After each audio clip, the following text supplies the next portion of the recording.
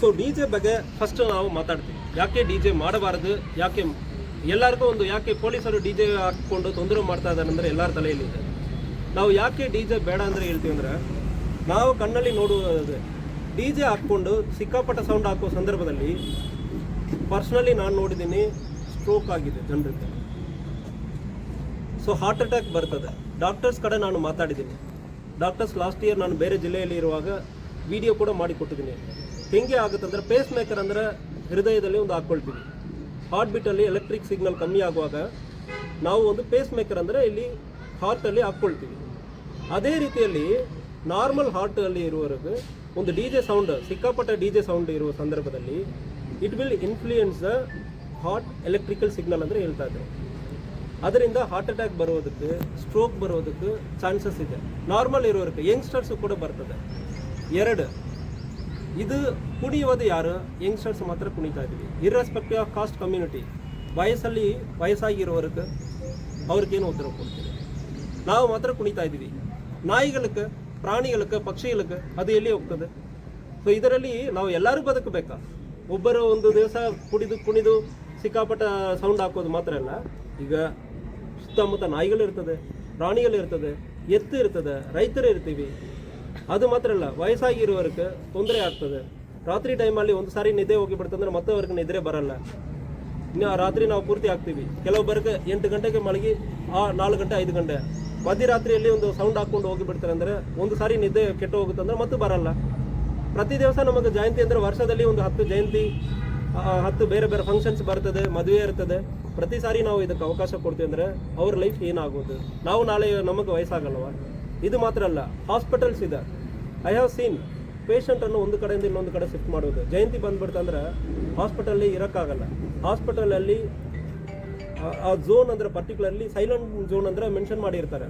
School ಇರ್ತದೆ, school, college, hospital ಯಾವುದು ನಮಗೆ ನೋಡಲ್ಲ. ಒಂದು 500 ಜನಕ್ಕೆ 1000 ಜನಕ್ಕೆ ನನಗೆ ಇವತ್ತು ಸೌಂಡ್ ಜೋರಾಗಿ ಬೇಕು, ಅದು ಮಾತ್ರ ಆಗ್ತೀವಿ. ಅದಕ್ಕೆ ಹೆಂಗೆ ನಾವು ಪರ್ಮಿಷನ್ ಕೊಡೋದು? ಎಷ್ಟು ಜನಕ್ಕೆ ತೊಂದರೆ ಆಗ್ತಾ ಇದೆ. ಸೊ ಚಿಕ್ಕ ಮಕ್ಕಳಿಗೆ, ಪ್ರೆಗ್ನೆಂಟ್ ಇರೋರಿಗೆ ಅಬಾರ್ಷನ್ ಆಗಿರೋ ಎಕ್ಸಾಂಪಲ್ಸ್ ಇದೆ. ಒಂದು ಕೇಸಲ್ಲಿ ಮೂರ್ನಾಡು ಅಂದರೆ ಒಂದು ಊರಿದೆ, ಕೂರ್ಗಲ್ಲಿ. ಅವತ್ತು ಡೆಲಿವರಿ ಆಗಿ 3 ದಿವಸ ಮನೆ ಸುತ್ತಮುತ್ತ ಆಗ್ತಾ ಇದ್ದಾರೆ. ಆ ಮಗುಕ್ಕೆ ಎಷ್ಟು ತೊಂದರೆ ಆಗಿರ್ತದೆ. ಕಾಲ್ ಮಾಡ್ತಾ ಇದ್ರು, ಸರ್ ಇಂತಾಗ ಆಗ್ತಾ ಇದೆ ಗಣೇಶ ವಿಸರ್ಜನೆಗೆ, ಸರ್ ನಮ್ಮ ಮನೆ ಹತ್ರನೇ ಸ್ವಲ್ಪ ಸೌಂಡ್ ಕಮ್ಮಿ ಮಾಡಿ. ನಮಗೆ ಕಾಳಜಿ ಇರಬೇಕಲ್ಲ ಇನ್ನೊಬ್ಬರ ಬಗ್ಗೆ. ನಮ್ಮ ಸುತ್ತಮುತ್ತ ನಾವು ಗಟ್ಟಿಯಾಗಿರೋರು ಮಾತ್ರ, ನಾನು ಈಗ ಗಟ್ಟಿಯಾಗಿದ್ದೀನಿ, ಡಿ ಜೆ ಮುಂದೆ ನಾನು ನಿಂತ್ಕೊಳ್ತೀನಿ, ಬಟ್ ಎಲ್ಲರೂ ನಿಂತ್ಕೊಳ್ಳೋಕ್ಕಾಗ್ತದ? ಆ ಮಗು 3 ದಿವಸ ಮಗು ನಿಂತ್ಕೊಳ್ಳೋಕ್ಕಾಗ್ತದ? Pregnant ladies ನಿಂತ್ಕೊಳ್ಳೋಕ್ಕಾಗ್ತದ? ನಾಯಿಗಳು, ಪ್ರಾಣಿ, ಪಕ್ಷಿ, ವಯಸ್ಸಾಗಿರೋರು, ಹಾಸ್ಪಿಟಲ್ ಪೇಷಂಟ್, ಇವರಿಗೆಲ್ಲ ಏನು ನಾವು ಮಿನಿಮಮ್ ಕಾಳಜಿ ಇರಬೇಕಲ್ಲ ಒಂದು ಸಮುದಾಯವಾಗಿ. ಸೊ ಅದಕ್ಕಾಗಿ ಡಿ ಜೆ ಬೇಡ ಅಂದರೆ ಸೆಂಟ್ರಲ್ ಗೌರ್ಮೆಂಟ್ ಮುಂದಿದೆ, ಸುಪ್ರೀಂ ಕೋರ್ಟ್ ಆದೇಶ ಇದೆ. ನಾವು ಖುಷಿಯಾಗಿರಬಾರ್ದು ಅಂದರೆ ಯಾವುದೇ ಈ ಆದೇಶ ಮಾಡಿಲ್ಲ. ನಾವು ಖುಷಿಯಾಗಿ ಇದ್ದೀವಿ ಅಂದರೆ ಹೇಳಿಬಿಟ್ಟು ಒಂದು ಸಾವಿರಾರು ಜನಕ್ಕೆ, ಬೇರೆಯವರಿಗೆ ತೊಂದರೆ ಮಾಡಬಾರದಂದರೆ ಈ ಆದೇಶ ಆಗಿದೆ. ಸೊ ಅದಕ್ಕಾಗಿ ಡಿ ಸಿ ಅವರು ಕೂಡ ಆದೇಶವನ್ನು ಬ್ಯಾನ್ ಮಾಡಿದ್ದಾರೆ. ಡಿ ಜೆಗೆ ಅವಕಾಶ ಇಲ್ಲ. ಸೌಂಡ್ ಸಿಸ್ಟಮ್ ಹಾಕ್ಕೊಳ್ಳಿ, 2 ಸೌಂಡ್ ಬಾಕ್ಸಸ್ ಹಾಕ್ಕೊಳ್ಳಿ, 2+2 ಹಾಕ್ಕೊಳ್ಳಿ. ಸೊ ಅದಕ್ಕೆ ಅವಕಾಶ ಇದೆ. ಎಲ್ಲ ಸಮುದಾಯಕ್ಕೆ, ಈ ಸಮುದಾಯಕ್ಕೆ ಕೊಡ್ತಾ ಇಲ್ಲ, ಆ ಸಮುದಾಯ. ನಾನು ಪೊಲೀಸ್ ಆಫೀಸರ್ ಇದ್ದೀನಿ, ನನಗೆ ಒಂದೇ ಒಂದು ಜಾತಿ, ಪೊಲೀಸ್ ಜಾತಿ. ಸೊ ಎಲ್ಲರಿಗೂ ಒಂದೇ ನಾನು ಹೇಳ್ತೀನಿ. ಸೊ 2+2 ಬಾಕ್ಸ್ ಮಾತ್ರ ಅವಕಾಶ ಇದೆ. ಅದಕ್ಕಿಂತ ಜಾಸ್ತಿ ಮಾಡ್ತೀರಂದರೆ ಆಲ್ರೆಡಿ ನಾನು ಹೇಳಿದ್ದೀನಿ, ಕೇಸ್ ಮಾಡ್ತಾರೆ, ಬಾಕ್ಸನ್ನು ಸೀಸ್ ಮಾಡ್ತಾರೆ. ಯಾರು ತೊಗೊಂಡು ಬರ್ತಾರೆ, ಇದರಲ್ಲಿ ಬಿಗ್ಗೆಸ್ಟ್ ಕ್ರಿಮಿನಲ್ ಯಾರು ಗೊತ್ತಾ? D J box owners. ಈಗ ನಮ್ಮ ಗಣೇಶ ವಿಸರ್ಜನೆ ಬರ್ತದೆ, ದೇವರ ಕಾರ್ಯಕ್ರಮ, ಅಂಬೇಡ್ಕರ್ ಜಯಂತಿ ಬರ್ತದೆ. ಅಂಬೇಡ್ಕರ್ ಅವರ ಏಸಿಯಾನಲ್ಲಿ ಬಿಗ್ಗೆಸ್ಟ್ ಲೈಬ್ರರಿ ಇಟ್ಕೊಂಡಿದ್ದವರು. ಎಲ್ಲರೂ ಓದಬೇಕು, ಎಲ್ಲರೂ ಮೇಲೆ ಬರಬೇಕಂದ್ರೆ ಎಲ್ಲಿರೋರು. ಸೊ ಯಾವ ಜಯಂತಿ ಬೇಕಾರಲ್ಲಿ ಒಂದೇ ಒಂದು ಬರ್ತದೆ, ನಮ್ಮ ಭಾಷೆನೂ ಬರಲ್ಲ, ಬೇರೆ ಭಾಷೆಯಲ್ಲಿ ಐಟಮ್ಸ್ ಆಗಿ ಹಾಕ್ಕೊಂಡು ಇರ್ತಾರೆ. ಇದನ್ನೇ ನಾವು ಖುಷಿ ಪಡೋದನ್ನ, ಇದನ್ನೇ ನಾವು ಸಮುದಾಯಕ್ಕೆ, ನೆಕ್ಸ್ಟ್ ಜನ್ರೇಷನ್ಗೆ ಇದೇ ಸಂದೇಶ ನಾವು ಕೊಡಬೇಕಾ? ಸೊ ಅದಕ್ಕೆ ನಾವು ಅವಕಾಶ ಕೊಡಲ್ಲ. ಒಳ್ಳೆಯ ಸಂದೇಶವನ್ನು ನೀವು ಪ್ರತಿಯೊಂದು ಸಮುದಾಯವರು ನಾನು ಹೇಳ್ತೀನಿ, ಒಳ್ಳೆಯ ಸಂದೇಶವನ್ನು ಕೊಡಿ.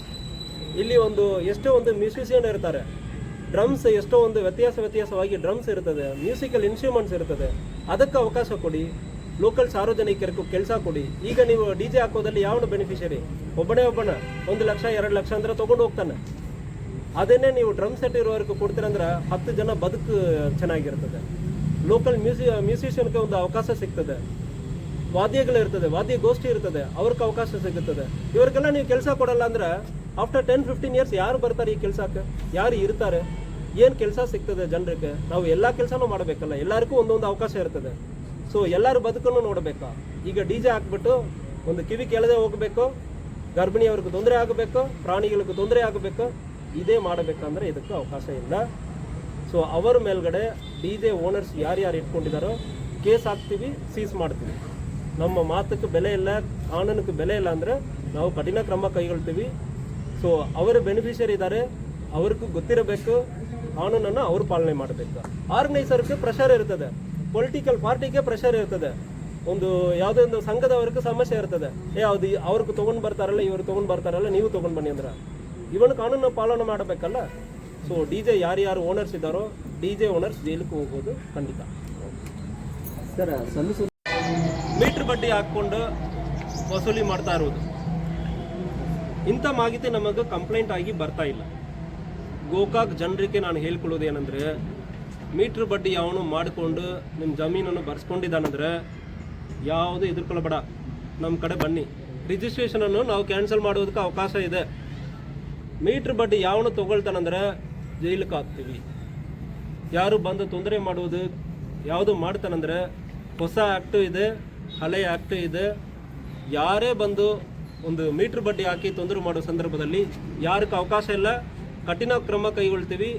ದಯವಿಟ್ಟು ನೀವು ಮುಂದೆ ಬರಬೇಕು. ನಿಮಗೆ ಹೆದರಿಕೆ ಅಂದರೆ ನನ್ನ ಕಡೆನೂ ಕೂಡ ಬನ್ನಿ, 100% ನಾನು FIR ಮಾಡಿ ಕೊಡ್ತೀನಿ. ಅದನ್ನು ಸಂಪೂರ್ಣವಾಗಿ ನಾವು ಸ್ಟಾಪ್ ಮಾಡಬೇಕು.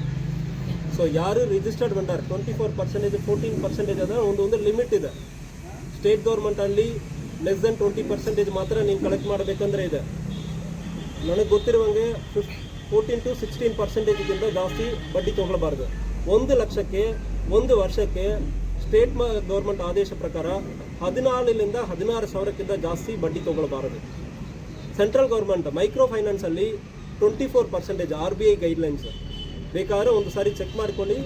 1 ಲಕ್ಷಕ್ಕೆ 24 ಸಾವಿರಕ್ಕಿಂತ ಜಾಸ್ತಿ ಬಡ್ಡಿ ಯಾರು ತಗೊಳ್ತಾರಂದ್ರೆ ಸೆಂಟ್ರಲ್ ಗೌರ್ಮೆಂಟ್ ಆದೇಶ ಪ್ರಕಾರ ರಿಜಿಸ್ಟರ್ಡ್ ಮೈಕ್ರೋ ಫೈನಾನ್ಸ್ ಅವರು ಬಿಟ್ಟು ಅನ್ರಿಜಿಸ್ಟರ್ಡ್ ಆಗಿ ಯಾರು ನಾವು ಹಣ ಕೊಡ್ತೀವಿ, ಜಮೀನು ಬಾರಿಸ್ಕೊಳ್ತೀವಿ, ಮನೆ ಬಾರಿಸ್ಕೊಳ್ತೀವಿ ಅಂದರೆ ಯಾರು ಬರ್ತಾರಂದ್ರೆ ಅವರು ಕೂಡ ಮೈಕ್ರೋ ಫೈನಾನ್ಸ್ ಇರಲಿ, ಯಾರು ಬೇಕಾದ್ರೆ ಇರಲಿ, ನಿಮ್ಮ ಕಡೆ ಬಂದು ಗಲಾಟೆ ಮಾಡೋದಕ್ಕೋ, ಬೈಯೋದಕ್ಕೋ, ಮನೆ ಮುಚ್ಚೆ ರಾತ್ರಿ ಹಗಲಿ ನಿಂತ್ಕೊಳ್ಳೋದಕ್ಕೋ ಅವಕಾಶ ಇಲ್ಲ. ಸೊ ಯಾರು ಅಂಥ ರೀತಿಯಲ್ಲಿ ಜಾಸ್ತಿ ಬಡ್ಡಿ ಕೊಡ್ತಾರಂದ್ರೆ